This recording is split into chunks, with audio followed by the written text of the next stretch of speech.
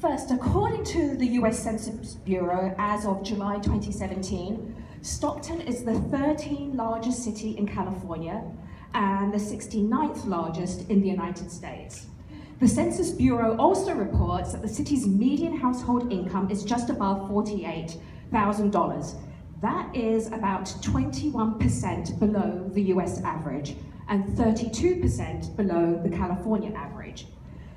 22% of Stockton's population live in poverty, compared to only 13% overall in California and 12% in the US.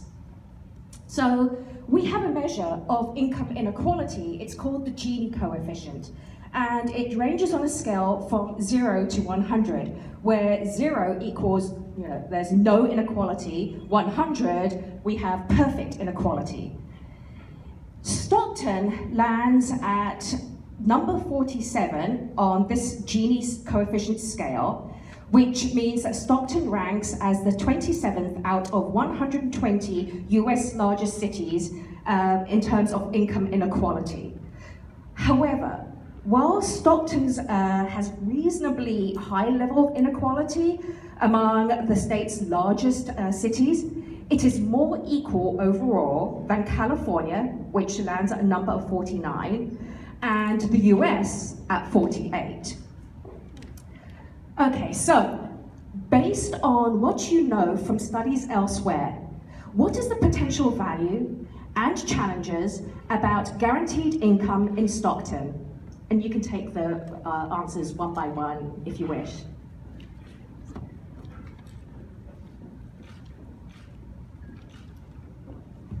Can everyone hear me? Yes. Great. Well, so thanks very much for having me, and thanks, Sharmila. So rather than say what I think the values and challenges about Stockton specifically, because I actually think Amy and Stacia could speak to that much better, given that they're involved and in the weeds with the specific evaluation here. One distinction I would like to draw that I think will hopefully be helpful is what's useful to know from we don't know about this genuinely in literature, and what's useful to know from a political economy perspective. And what do I mean by that, right? So take an issue like climate change. I would guess that most people in this room think we have epistemic closure on that. We're pretty certain that's happening. We really don't need too many studies to tell you that. We don't need more data on that. But there are people who aren't convinced, and so the question you have to ask yourself is, do we want to pump more data out there, or is an image of a sad polar bear clinging onto a melting ice cap going to make more of a difference? So that's a question to ask, right? And so the reason I bring this up is sometimes even when you do have a lot of knowledge, it's useful to have a marginal study or an additional study because it can actually move the policy needle. And that's where I really think something like the Stockton study could be very helpful. The fact that there's been so much thoughtful investment in the storytelling component, given that it's in a large city where it could potentially have a big impact. It could really move the conversation a lot, even if you think, like I'm sure many people do, that we know a lot about what the impact of a guaranteed income might be or a basic income. And again, I'm hoping that Amy and Stacia can distinguish between the two as well. I think there's huge value to having this study because it could move the conversation in a pretty critical way.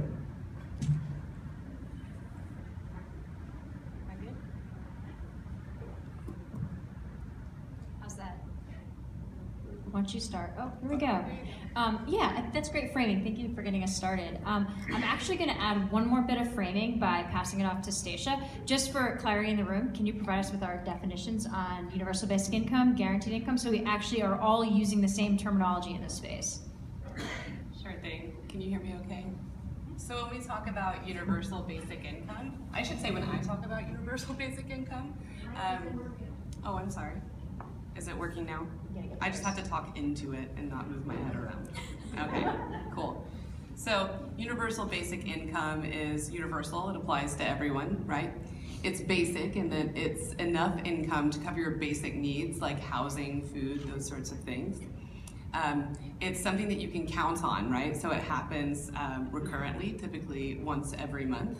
And it's unconditional and it has no strings attached. So that is what we talk about as universal basic income.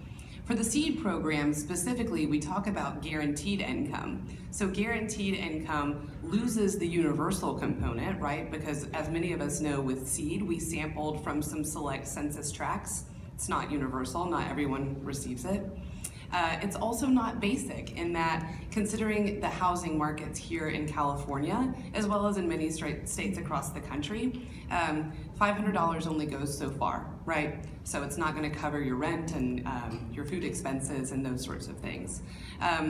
Because it is time limited, we wouldn't consider it to be universal in that way. And then finally, we do share the characteristic of being no strings attached with universal basic income. Guaranteed income shares that as well, in that the individuals who receive this income aren't required to be accountable to anyone, right? We don't track how exactly you spent all of that money. You don't have to tell us about it. Yeah, thank you. So to return to our question, I think what you're trying to get at is to say, what is it that's the same or different about Stockton than the rest of the country when we're thinking about guaranteed income? So for me, as she was noted in the introduction, I came to this project as a housing researcher. I specifically came of age as a researcher studying subprime lending and studying the foreclosure crisis. So when I think about Stockton and sort of the history of the city here, one of the things that's the most exciting to me is that we are testing a bold social experiment in poverty alleviation in a space and a place that really mirrors a lot of trends that we see across the US. So the things that were experienced here in Stockton in terms of the recession, in terms of the foreclosure crisis, those are things that we tend to see across what we call the middle 60 in the United States, meaning that it's a lot more representative of the majority of the United States than, say, the Bay Area, right? So we think about Stockton as really a bellwether city, and it's often overlooked. So, the idea that we are piloting a project that is bold and is innovative in a space that has experienced, each of those recent turns in the economy is really key. The second thing I want to add to that is that, similar to what he said before, we hear a lot about unemployment being low. We hear a lot about the economy recovering. We hear a lot about housing starts being up. Those numbers are all true. But what those numbers don't tell you is the lived experience of people who are actually in those spaces and places. So there's a lot that we still don't know about people who are living paycheck to paycheck. There's a lot that we still don't know about what will actually alleviate income volatility, or not being able to predict how much money is going to be in your household from one week to the next. So there's bold ways in the fact that sort of Stockton is the mid-sized city that makes it an ideal place to think about something like SEED. Yeah, so I'll build on that a little bit in terms of the income volatility piece. So, and speak to the potential value of a guaranteed income demonstration here in Stockton.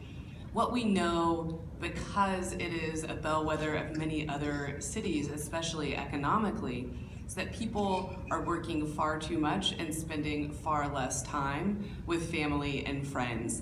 And that has impacts on their health, that has impacts on their children's futures. So the real opportunity that we have here in Stockton is to provide a very basic income floor, right? $500, and help people imagine what might your life look like if you are less stressed out about how you're gonna pay the rent this month. What would your life be like if you don't have to take that rideshare job tonight? And you can go to the park with your dog, right? What outcomes do we see from that? And so I think that's the real potential, is to speak more broadly within the American discourse around economic inequality about how those decisions that we make when struggling with income volatility affect well-being.